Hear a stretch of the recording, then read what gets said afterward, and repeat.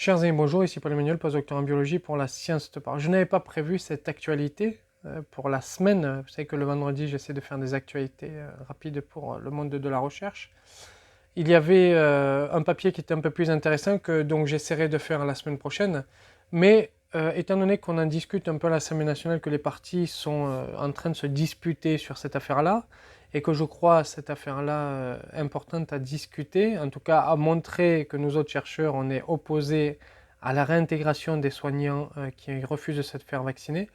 Je vais vous lire le communiqué et commenter légèrement le communiqué de l'Académie de médecine qui date du 19 juillet, donc il y a 3 jours, et qui se nomme Réintégrer les soignants non vaccinés contre la Covid-19 serait une faute. Et dans le terme faute qu'ils emploient, ça prouve déjà dans le titre ce qu'ils pensent, et je crois aussi que ça serait une erreur.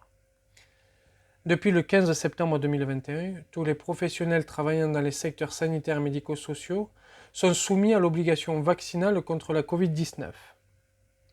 Constatant la fréquence des infections nosocomiales à SARS-CoV-2, l'Académie nationale de médecine avait demandé dès le mois d'avril 2020, que les formes graves de Covid-19 chez les soignants soient déclarées comme affections imputables au service et inscrites au tableau des maladies professionnelles.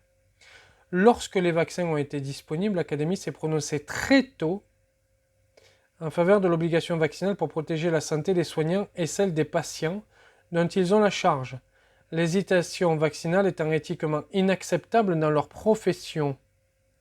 C'est très intéressant comme phrase. L'hésitation vaccinale étant éthiquement inacceptable dans leur profession. L'Académie nationale de médecine joue sur l'éthique. J'ai aussi envie de jouer sur la science, parce que nous avons montré, la recherche a montré que tout ce que l'on dit sur les formes graves dues à la vaccination, sur les effets secondaires graves, ne sont pas vrais. Ils restent à la marge comme pour tous les vaccins. Donc là, l'Académie nationale parle d'éthique, je pourrais aussi parler de la recherche. À dater du 16 octobre 2021, en cas de non-respect de cette obligation vaccinale, les soignants salariés ou agents publics encouraient une suspension sans rémunération.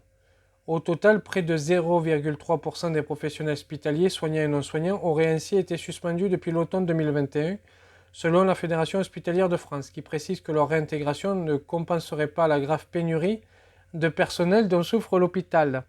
C'est intéressant ce chiffre, je ne le connaissais pas, 0,3% à la marge. Vous avez vu qu'on fait beaucoup de cas parce qu'ils font beaucoup de bruit de ce personnel soignant qui refuse de se faire vacciner alors qu'il est à la marge.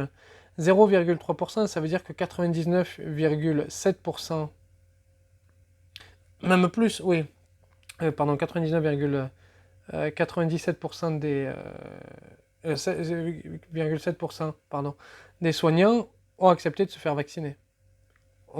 C'est à la marge 0,3%.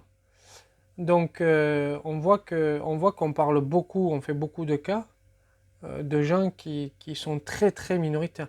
Et prenons politiquement l'histoire. En Corse, vous avez des gens qui veulent l'indépendance, qui représentent sans doute aussi 0,3% ou 0,5% de la population. Je ne connais pas la Corse, je dis ça comme ça. Et on pourrait leur donner l'indépendance en disant finalement les Corses veulent l'indépendance, mais ils sont minoritaires. On fait beaucoup de cas pour pas grand-chose. Et excusez-moi pour l'erreur de calcul, c'est bien 99,7%. L'opportunité de réintégrer les soignants suspendus pour non-vaccination ayant été évoquée lors des débats à l'Assemblée nationale, l'Académie nationale de médecine tient à rappeler, et là vous avez plusieurs points. Point numéro 1, que tout refus de se faire vacciner motivé par des convictions personnelles est respectable, mais incompatible avec le métier de soignant.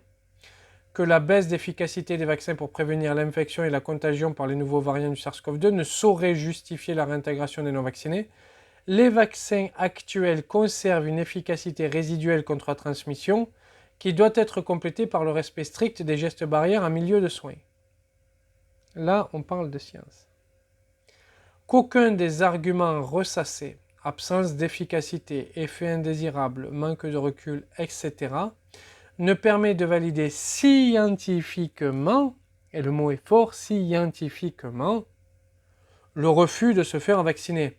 Les véritables contre-indications médicales à la vaccination étant très rares. On est sur du 0, et quelques pourcents. Que la vaccination restant très efficace vis-à-vis des différents variants et sous-variants pour protéger contre les formes sévères de Covid-19, Elle permet de rendre exceptionnelle la reconnaissance de Covid-19 grave en maladie professionnelle chez les soignants vaccinés. Et vous avez vu qu'on a une différence entre le début de l'article, du communiqué, et la fin. Au début, on disait on ne va pas faire ça passer en maladie professionnelle, mais les vaccins protégeant suffisamment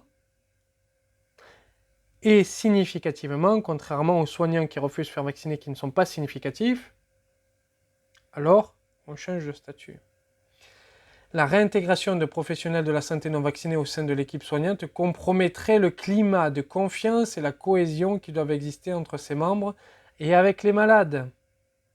Elle mettrait en péril les malades fragiles, et il ne faut surtout pas oublier les malades fragiles. Ne concernant qu'un nombre très limité de soignants, encore une fois 0,3%, on fait des cas pour une minorité, elle ne résoudrait pas les difficultés actuelles de fonctionnement de l'hôpital. C'est pourquoi l'Académie nationale de médecine exprime sa ferme opposition à un tel revirement. Ils disent bien que ça ne résoudrait pas les problèmes de l'hôpital. Tous les députés qui utilisent cet argument en disant que ça résoudrait, je pense notamment au Rassemblement national, les problèmes de l'hôpital, ont tout faux. Ils ne connaissent pas les chiffres. Je voulais vous lire ça, vous direz en commentaire ce que vous en pensez. C'est extrêmement important de diffuser le communiqué et pourquoi pas la vidéo avec quelques explications. N'oubliez pas de vous abonner à la chaîne si vous aimez le contenu, de partager la vidéo, de mettre la petite cloche, d'aider financièrement la chaîne si vous le pouvez. Je vous remercie, je vous dis à très bientôt, au revoir.